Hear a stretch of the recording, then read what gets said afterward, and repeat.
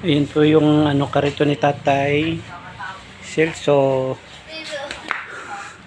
Ayan o yung ano niya. Wala na po, wasak na, hindi na lagi na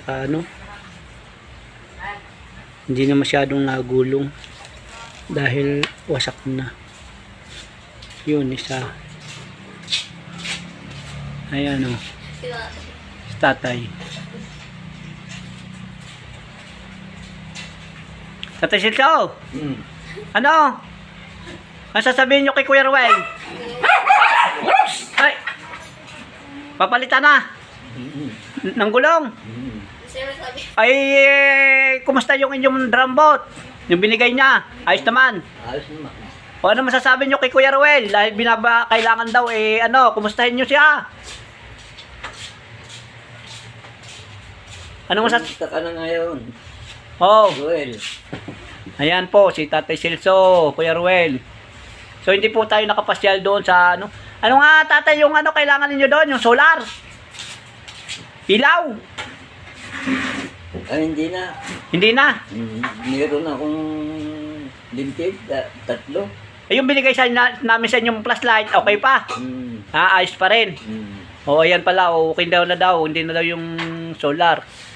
Yun na lang daw ni Tatay yung 3 gulong. Pero ayos pa yung drum boat ninyo. Ayos. Ayos. Ayan no.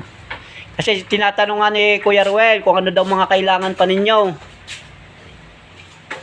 Yung nagawa sa inyo ng drum boat, pinupuntahan sa akin at nahingi yun ng simento sa bahay.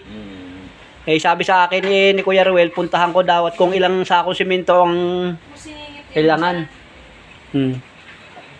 Yung nagawa. Ayan. Oh, dami saging. Oh, yan ang alalay ni Tatay Silso. Ayan po. Wala na sira na po yan. Wasak na. Yung pong maliit na gulong din, bibilhin. Yung medyo malaki-laki na konti. Ayan Papunta po si Tatay sa Dalahican. Ayan po.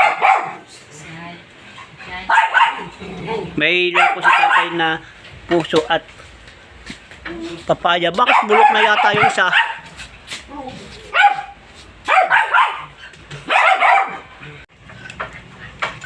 Tabingin na, hindi na, sira-sira na. Wala na yung mga Pero nagulong pa naman, kaya lang lagi nalapot na dito tagbingi.